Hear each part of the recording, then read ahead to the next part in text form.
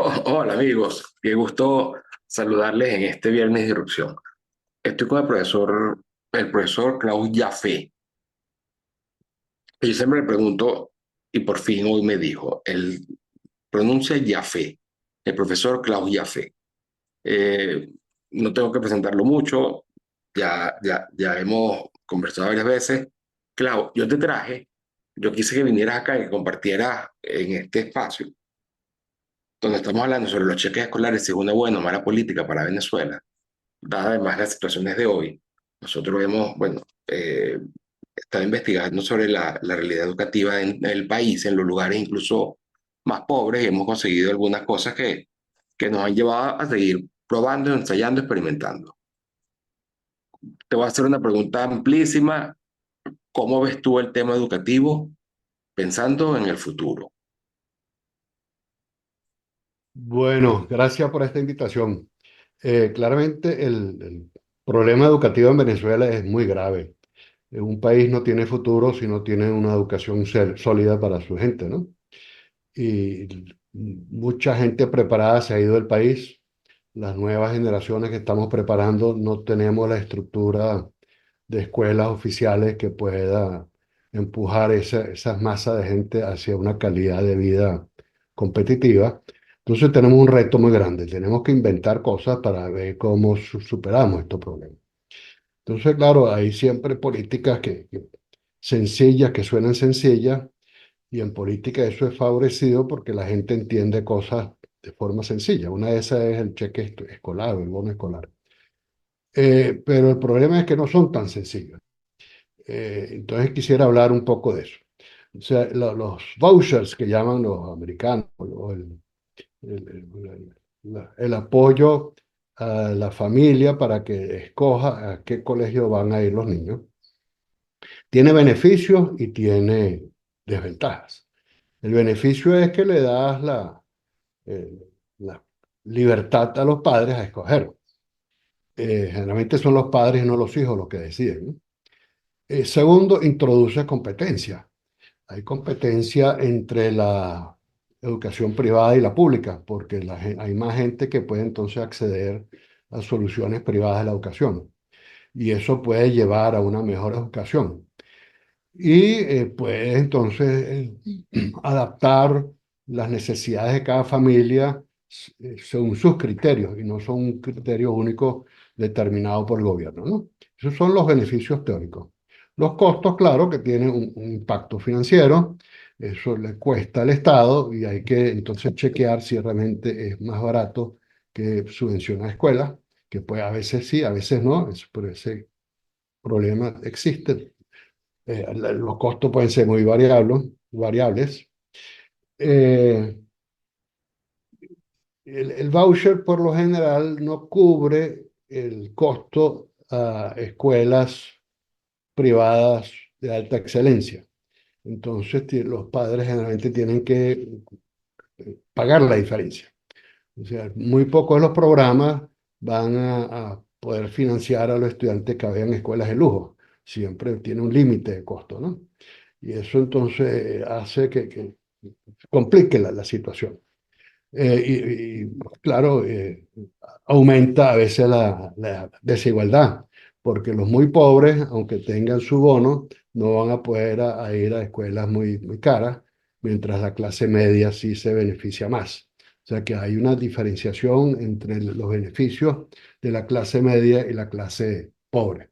La clase rica pues no es afectada por eso, porque ellos igualmente financiaban su educación por su cuenta, ¿no? Tenemos experiencia por muchos años y quisiera simplemente poner dos casos de las experiencias bien estudiadas, unas en Colombia y otras en Pakistán. En Colombia, el sistema se evaluó en varias oportunidades, tiene décadas funcionando, y los últimos datos dicen que en un estudio donde se hace una lotería, se escogen 100 niños por loterías que se les da el bono escolar y otros 100 niños por lotería a los que no se les da el bono escolar y se les sigue su rendimiento. Se ve que los que recibieron el bono escolar tenían 15% más alto de probabilidad de atender a la escuela, de ir a la escuela. Y un 0,1% adicional para los años de escuela. O sea, un poquitico más años de educación que los que no recibían.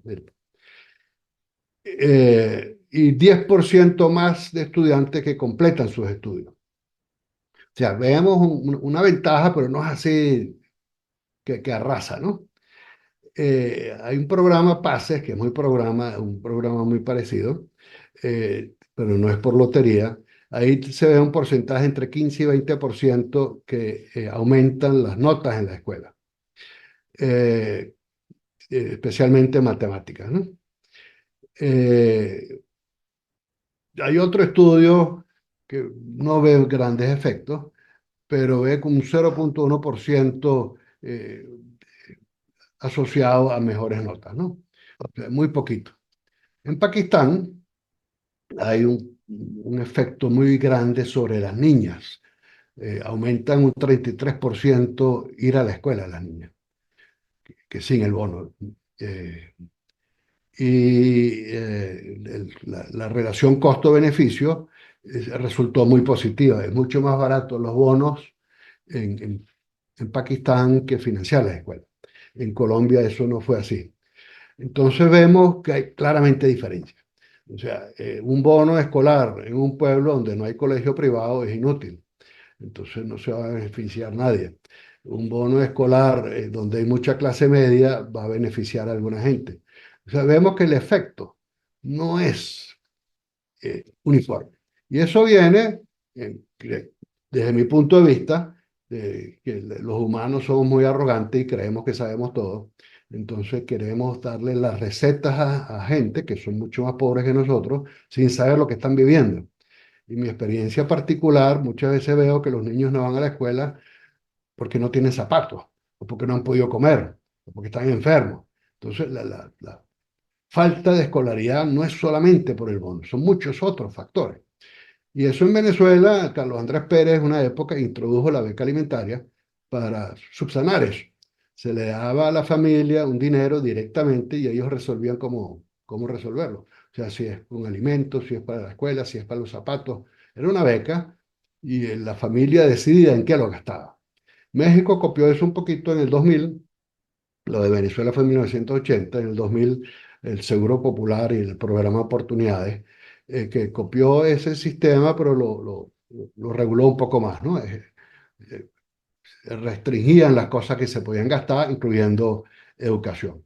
En 2003, en Brasil, la Bolsa Familia copia nuevamente el sistema y simplemente pone como requisito que el becado tiene que ir una vez al año a consulta médica y tiene que ir a un colegio. No es un bono, sino le obliga a ir y se le da un monto de dinero y la familia decide en cómo gastarlo. Y después en Venezuela, en el 2003, pues se inventan los programas Misiones, que es diversificar, pues, recibir recursos por miles de programas diferentes, incluyendo donde parcialmente se financia también la educación, ¿no? Entonces, como vemos, hay esas dos formas de apoyar. Entonces, a mí me gusta la más integral, o sea, ver que solamente el problema de educación es complicado, porque es que las oportunidades son diferentes. En las zonas rurales esos bonos no van a funcionar mucho. Más valioso unos zapatos, una bicicleta que un bono. Mientras si estás en el centro de Caracas, posiblemente tengas otros problemas. Tienes que pagar el transporte, no sé. O sea, es difícil simplificar el problema que un bono va a resolver. O sea, es una ayuda, las estadísticas nos dicen que no va a ser un daño, pero yo creo que hay formas más eficientes de hacerlo. Y las evaluaciones de la Bolsa Familia en Brasil sugirieron una evaluación muy, muy positiva. Los otros programas en Venezuela no fueron, o sea, no tengo evaluaciones publicadas, pero las de México también tienen buena puntuación, le fue muy bien. Y el programa en Misiones, bueno, es muy mixto, ¿no? Hay cosas muy mixtas. Entonces, creo que más que hablar de bono educativo, lo que hay que hablar es de competencia entre el sector educativo y el Estado. O sea, la base de la libertad es que tengas diversidad, que tengas a dónde escoger. Y la base de la competencia es mejorar la calidad. El monopolio siempre degrada el servicio. Entonces no es que hay que estar en contra de la escuela pública, lo que hay que estar en favor es de la competencia, y no solamente con bonos, la competencia puede ser de otra forma. Pueden competirse con becas los colegios, no sé, con formación de personal. Hay muchos otros programas donde el sector privado puede participar y ser financiado por el sector público o sectores, empresas privadas, dar servicio al Estado y manejar colegios. O sea, hay otras formas que no son solamente el bono escolar, ¿no? Que es complicado implementarlo. Claro, es muy populista, porque la gente va a recibir algo, pues entonces en vez del bono, de la beca escolar, yo prefiero algo tipo Bolsa Familia. Se le da un monto de recursos y con unas exigencias, ¿no? Que lo gasten como quieran, pero el niño tiene que ir a una escuela. Si no va a la escuela, se le corta el bono. Y si no va a su consulta anual al médico, pues también, algo así, pues, ¿no? Poner una condición que garantice, bueno, lo que uno quiere, pero darle más libertad al receptor de determinar realmente cuáles son sus prioridades y cuáles son los problemas que tiene para educar a sus hijos. Mira, claro, bueno, no, bueno, yo estoy totalmente de acuerdo. Y te pregunto, ¿cómo impacta las nuevas tecnologías con, eh, porque es que hasta ahora yo creo que hemos estado haciendo como una valoración bastante de los bonos o cheques escolares, los vouchers, se, se llaman de diferentes formas, eh, en el marco del sistema educativo estatal diseñado, planificado, bueno, por lo menos tenemos en Venezuela y que se parece mucho al de otros países. Entonces ahí recibir ese bono, pero se mantiene toda. Pero las nuevas tecnologías no terminan como de desintegrar ese sistema y permitir, porque tú decías, por ejemplo, también, y está el fenómeno de la microescuela. Entonces no hace falta a lo mejor, ¿cómo ves esa parte de la tecnología y de esta tendencia mundial en Estados Unidos enorme de las microescuelas? Sí, eso yo creo que es un potencial enorme que tenemos. Hoy en día tenemos las tecnologías educativas que no lo tuvimos eficiente hace, aunque sí teníamos algo hace unos 10 15 años, realmente es ahora que tenemos esa herramienta. Yo creo que ahí los reales del Estado pueden estar bien invertidos, financiando a privados a desarrollar programas y tecnologías tipo tabletas, tipo sitios web, tipo películas, videos, herramientas que se puedan usar. Por ejemplo, acabo de ver uno que bueno, es pago. En Estados Unidos tú pagas y esta servicio, esta empresa privada le manda a los padres todos los días unas actividades de 15 minutos para sus hijos, según la evaluación que hicieron de las necesidades de sus hijos, en matemáticas, en películas, en ciencia. O sea, te están dando una clase o diciéndole al padre y dándole el material cómo dar esa clase. En Venezuela, con el programa este que tú conoces, las microescuelas y los emprendimientos educativos dependientes en toda Venezuela, generalmente el problema de la maestra es que no puede atender muchos niños porque no tiene espacio. Metiéndole tecnología y que parte de esa educación se puede hacer en la casa del niño, entonces la maestra simplemente le diseña las clases en una tableta y el niño en su casa va aprendiendo. Yo creo que podemos potenciar enormemente la efectividad de la educación, tomando en cuenta que no vamos a parir más educadores en el corto plazo. O sea, se nos fue un gentío que no van a regresar en años. No tenemos el personal suficiente para cubrir las necesidades del país. Entonces necesitamos herramientas que nos permitan eh, cubrir más gente con educación de calidad de forma urgente. Y estos programas de tecnología lo pueden lograr. Hay muchos programas Pero fíjate, privados. porque tendríamos un sistema descentralizado, totalmente descentralizado. Son pocos niños porque son los que están cercanos a cada niño. Prácticamente la maestra está ahí. Ellas están en competencia, también están apoyándose, pero están en competencia. Y no es tan costoso. Es correcto, no, es más barato que un bono. escolar. Y las mamás normalmente, además de los niños, son las que además le incitan, le piden a la maestra cuando no tienen educación que los ayude. Y Claro, yo son, no lo veo como un sustituto total, es una herramienta más. O sea, la educación, la escuela pública tiene que existir. Necesitamos campos de deporte, necesitamos aulas grandes para hacer eventos. O sea, yo no creo que podemos eliminar la escuela pública. Hay que complementarla porque realmente no se da abasto. Entonces, no es que vamos a sustituir la educación pública con una tableta o con un internet. Yo no creo que eso no es positivo. Además, hay elementos de la educación que es el contacto físico, la socialización, la integración en un grupo físico que no lo puedes hacer con tecnología. Entonces, es un complemento que tiene que ver con la calidad de la información que reciben, que van a recibir los niños y la falta de maestros. Ya antes de la crisis extrema, en el comienzo del 2000, ya en la mayoría de los colegios públicos no se dan clases ni de química, ni de matemáticas, ni de inglés, porque no había profesores. Y eso ahorita es peor, pues. Entonces eso no se va a mejorar. Dice, no lo vas a cambiar un año para otro. Entonces la única forma de atacar eso es, bueno, con un sistema que no dependa de una persona física, una por niño, sino que una persona coordina a muchos niños usando la tecnología.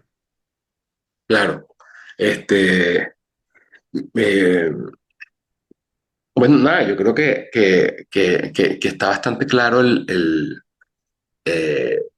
problema y la propuesta de solución en materia educativa.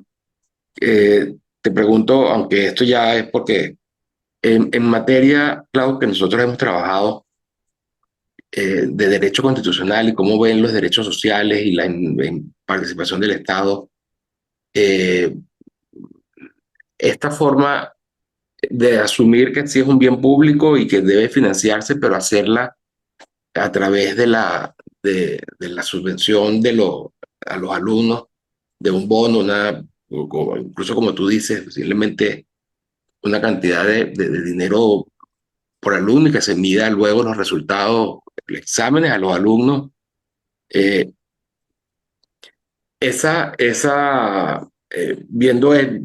teniendo en cuenta esto, los derechos sociales, ¿qué me recomiendas tú como abogado, como profesor de derecho? Claro, idealmente los humanos inventamos el Estado para resolver problemas que son muy complicados resolverlos individualmente, ¿no?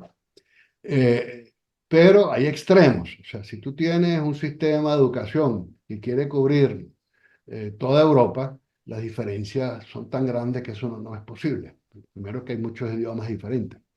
Inclusive países pequeños como Alemania, cada estado dentro del país tiene su propia educación, programas diferentes. En Estados Unidos la educación se da en cada estado, no es no es en la Unión. Cada estado lo hace.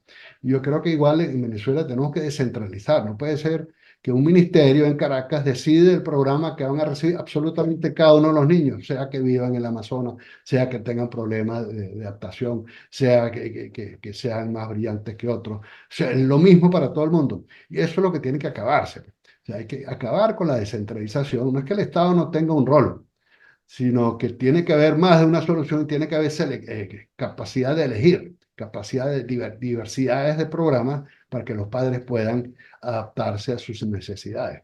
Y eso se hace más a nivel local, pues, ¿no? Entonces, es complicado, pero es bueno, es descentralizar y hay cosas que se van a hacer a nivel nacional, las investigaciones, el desarrollo de nuevas metodologías, eso se puede hacer a nivel central, porque requiere más recursos, pero ya la supervisión de la maestra, del colegio, eso tiene que ser a nivel lo más local posible.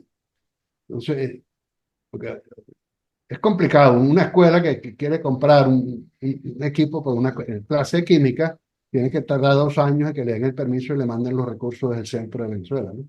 Entonces, no funciona así, pues. No puedes avanzar, ¿no?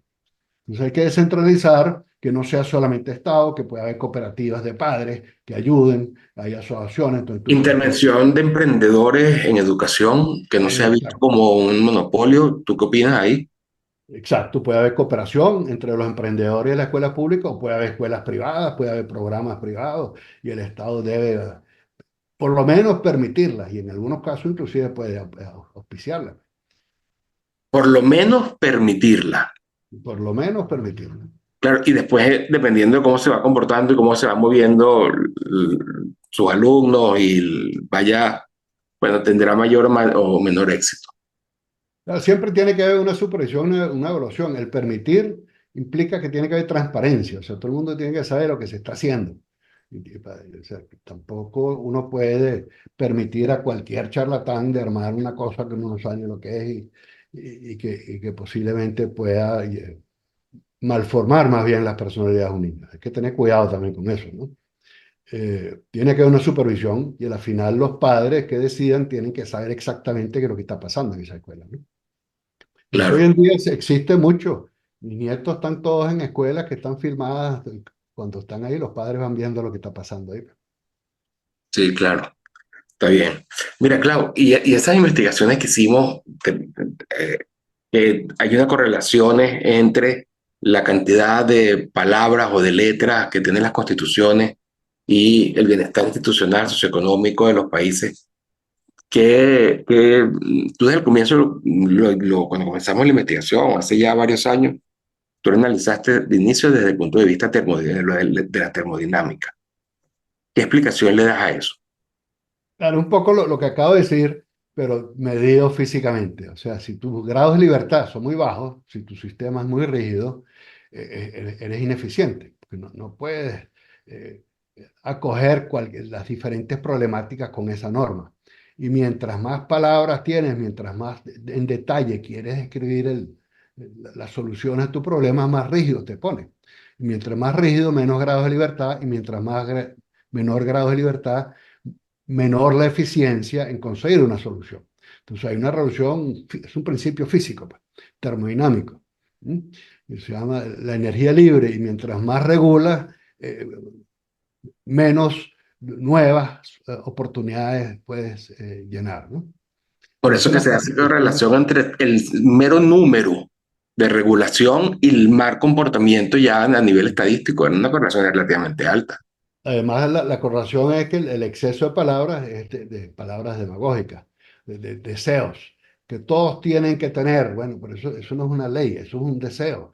Es como lo logras. Las leyes tienen que definir cómo, las acciones que uno no va a hacer, no el, el ideal de país que uno quiere, claro. Puedes decretar que todos tengan un ingreso de más de 10 millones de dólares anuales, pero ¿entiendes? Eso no es un rol de la Constitución. Y vimos que cuando las constituciones tienen muchas palabras, esas son el típico de palabras que tiene Es repite. correcto, es correcto. Bueno, Clau, no sé si hay otro punto que te gustaría dejar claro o recomendar alguna lectura sobre esto en general. Yo recomendaría tu libro Las raíces de la sinergia. En buena medida es también uno de los que nos ha como impulsado, por lo menos a mí, a Marileón, a hacer esos experimentos allá en Montalbán, en Bejuma, en el estado Carabobo. Eh, pero la vez pasada me recomendaste una serie de Netflix que se llamaba El Pulpo, o El Profesor. Mira, yo exploraría el Internet. Todos los días salen nuevos programas de educación usando tecnología. Hay un programa Paloma que salió hace poco en Ecuador, está el Synchrony de Elon Musk. O sea, hay Eh, miles de programas sí, nuevos. Entonces yo creo que ahí tenemos que aprender. O sea, yo no creo que tengamos una solución, estamos construyendo soluciones y hay que experimentar. O sea, hay que dar alternativas para probarlas, no para imponerlas. Entonces yo no creo en programas dictados desde arriba, sino facilitar, crear un ambiente donde se puedan experimentar con esas cosas. Si hay un municipio que quiere experimentar los bonos, que lo experimente. Pues si tú controlas un municipio pequeño, entonces tienes más chances de conocer lo que está pasando, pero no es necesariamente una solución para todos los municipios. Entonces, no crear políticas eh, nacionales rígidas, sino crear un ambiente de experimentación. Y para que surja de abajo hacia arriba, las soluciones surjan de abajo hacia arriba. y leerse, métase en internet, busquen programas educativos, hay muchos, muchos, muchos. Yo creo que es una buena visión. Klaus, yo te agradezco muchísimo que hayas estado acá. Gracias. Y Ha nada, sido un amigo, placer para mí. esto fue Viernes de Irrupción.